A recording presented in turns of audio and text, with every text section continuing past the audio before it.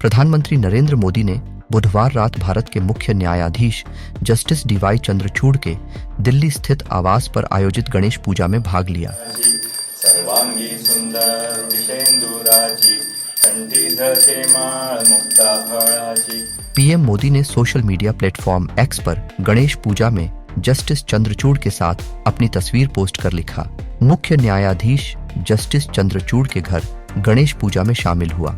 भगवान गणेश हम सबको सुख, समृद्धि और अच्छा स्वास्थ्य प्रदान करें। प्रधानमंत्री के मुख्य न्यायाधीश के घर जाने और निजी समारोह में शामिल होने से विवाद भी शुरू हो गया। भारत के संविधान में कार्यपालिका, विधायिका और न्यायपालिका के अलग अलग होने और उनकी स्वतंत्रता को लेकर भी कई लोग अपनी राय व्यक्त कर रहे हैं।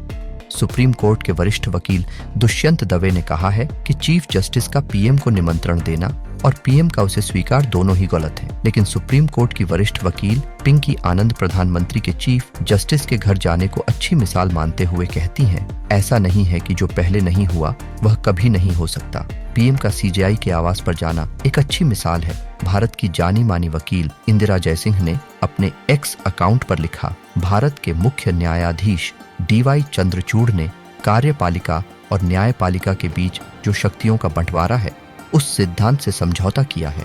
मुख्य न्यायाधीश की स्वतंत्रता पर से अब विश्वास उठ गया है। पीएम मोदी के सीजेआई चंद्रचूड़ के घर जाने पर campaign for judicial accountability and reforms यानी सीजेआर ने भी बयान जारी किया है। वकीलों के इस समूह ने कहा है, न्यायपालिका पर संविधान की रक्षा करने और बिना किसी भय या पक्षपात के न्याय सुनिश्चित करने की जिम्मेदारी है।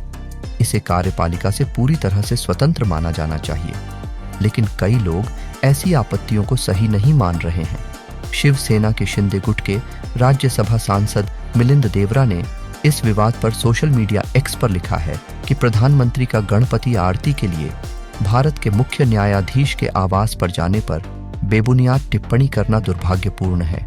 उनके मुताबिक जब फैसला पक्ष में आता है तो विपक्ष सुप्रीम कोर्ट की विश्वसनीयता की प्रशंसा करता है, लेकिन जब चीजें उनके मुताबिक नहीं होती हैं तब न्यायपालिका की विश्वसनीयता से समझौते का आरोप लगाते हैं। सुप्रीम कोर्ट पर इस तरह के बेबुनियाद आरोप लगाना एक खतरनाक मिसाल कायम करने वाला है।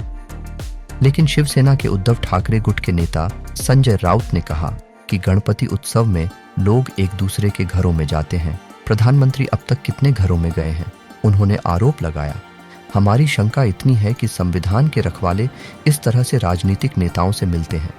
महाराष्ट्र सरकार की सुनवाई सुप्रीम कोर्ट में चल रही है, उसमें एक पार्टी प्रधानमंत्री है। क्या चीफ जस्टिस न्याय कर पाएंगे? हमें तारीख पर तारीख मिलती है, उन्हें इस केस से खुद को अलग कर लेना चाहिए।